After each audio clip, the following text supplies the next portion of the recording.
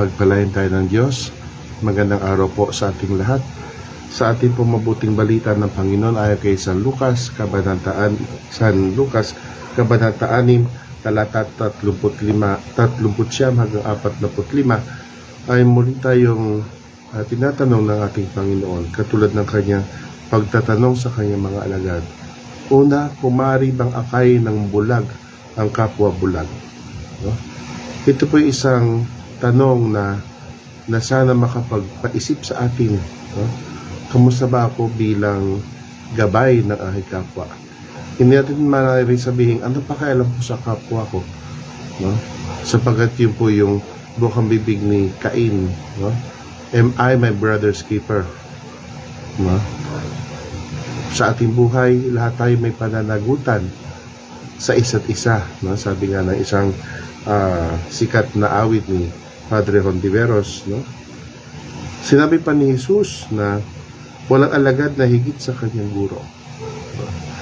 Kasi minsan may mga tao na may konti lang alam, akala nila alam na nila lahat. No? Nawawala po yung tinatawag na paglingon sa pinanggalingan. At nandiyan nakikita natin kung minsan yung mga tao na para bang walang pakundangan, walang konsiderasyon, no? Sa mga itinuturo sa kanila ng mga guro sa paaralan, ng kanilang mga magulang, ng ating Panginoong Jesus sa banal na misa, no? Pangatlong bagay na sinasabi sa atin ni Jesus, kapag meron nakita tayo na huwing sa mata ng ating kapwa-tao, isipin din natin na sa ating katauhan meron din tayong huwing o baka mas malaki pa nga, no?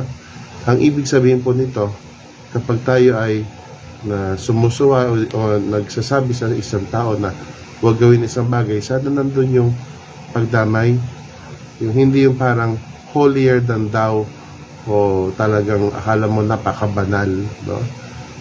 Ang sinasabi ng ating Panginoon ay magpakababa. Bakit? Sapagat hindi mo alam, baka sa iyong paghuhusga sa kapwa mo, mahusgahan ka na mas masahol ka pa pala sa kapwa mo. Isa pa pong sinasabi sa atin ng Panginoon ay ang bunga ng isang punong kahoy ay maaaring patayan. Upang masabi kung ang isang punong kahoy ay may magagandang variety o hindi magagandang variety ng bunga, no? Na sana makita po sa ating bunga, sa ating ugali, sa ating pagkikipagkapwa, kung anong klase ng pananampalataya mayroon tayo.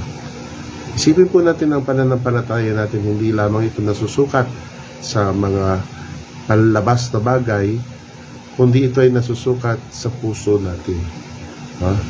Na sana sa ating pagsisikap na mabigyan ng Panginoon ng karampatang dangal sa pagsamba, pitagan, matumbasan din natin yun ng pagsisikap natin sa ating buhay.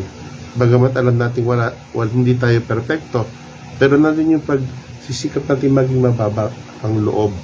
Yung hindi akala mo na kung sino na. At ang huli,